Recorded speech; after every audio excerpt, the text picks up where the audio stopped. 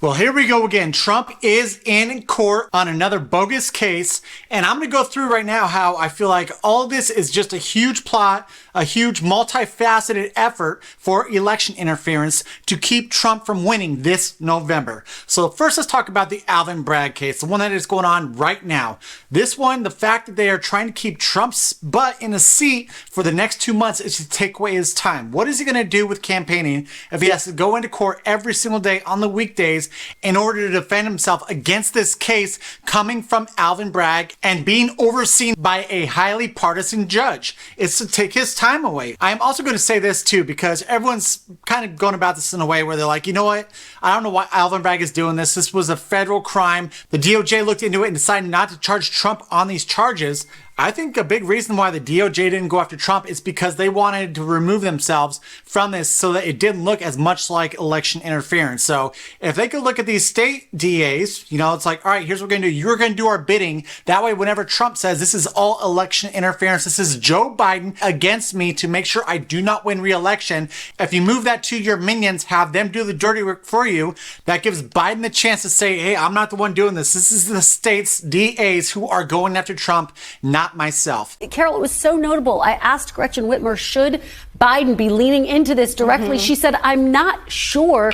You have reporting that he's not going to. He's going to do the counter-programming thing. And by the way, some Democrats don't think that that's the right strategy. That's exactly right. One Democrat strategist told us that they think the president should go on the offense on this, that he should be hitting back specifically about the attacks from former President Trump, that these are Biden trials, that the president is somehow behind this in order to sideline him from campaigning. But what the White House has decided to do, the Biden campaign, is put the president out there and create these sort of dueling images they hope speak for themselves. So you have Trump in court. You're going to have President Biden in Pennsylvania over 3 days talking about the economy, hitting former President Trump on his tax proposal, saying he's out there where he would benefit the wealthy. The president's fighting for the middle class, all the while having his campaign really keep up this pressure on the abortion issue. But again, it's a risk, and it's not something all Democrats agree on. All right, now let's jump into the next one, which is the Letitia James one. The other one, the bogus fraud case. Real quick, guys, I will get back into this conversation, but first things first, if you do love this content or if you do want to follow along,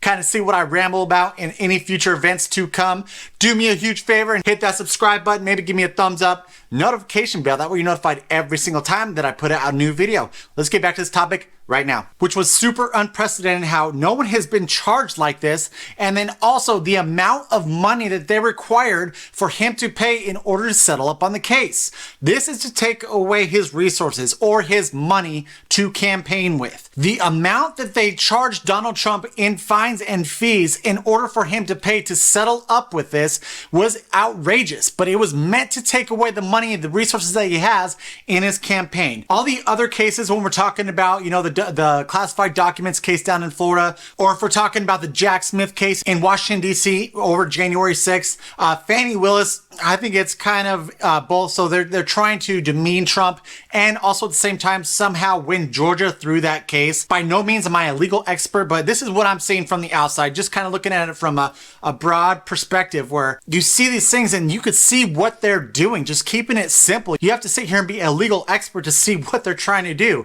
All these other cases, all they're trying to do is demean Trump's name to voters. They're trying to get voters to hate him that much more. That way they will not cross the line to vote over him when they did vote for Biden in 2020. I will say with all these cases, not a single one of them has the intent to put Trump in jail. Not a single one. It is all for election season to make sure that they could take Trump down in a multifaceted way. That way they have the upper hand in all these different areas. Even though Joe Biden is still sitting in his basement, because every single time that he goes on the campaign trail, he says something stupid, does something stupid, he shows how lost he is, how his brain just ain't quite there. This gives them the upper hand. So the question is, are they confident that this is going to work, or is there some other election interference that they are doing on the back end to make sure that Joe Biden does get reelected come this November? If this were a fair election where we were running it based off of Joe Biden's record and then also Trump's record, this would be a no-brainer for a lot of voters out there. It's like, okay, stuff was way better under Trump than it is under Biden.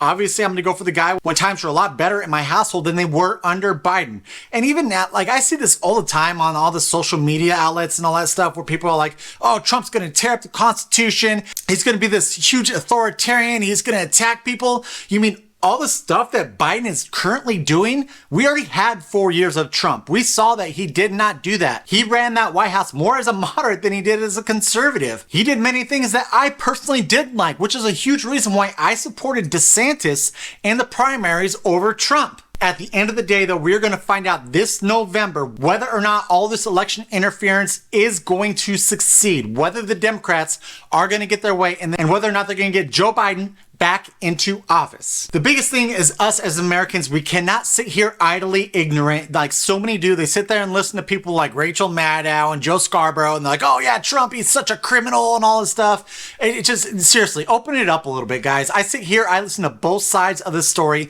Yes, I am conservative with libertarian leaning views, but at the same time, I want to listen to both sides. Anytime I put on Rachel Maddow or Joe Scarborough, they sound like massive idiots. The number of times that Rachel Maddow lied over COVID, over the Russian collusion, all this stuff, and you're still gonna trust someone like that? Come on, guys, wake up. All right, thank you so much for watching. I appreciate it. I just ask that you do follow along with this channel, and I'll catch you on the next one.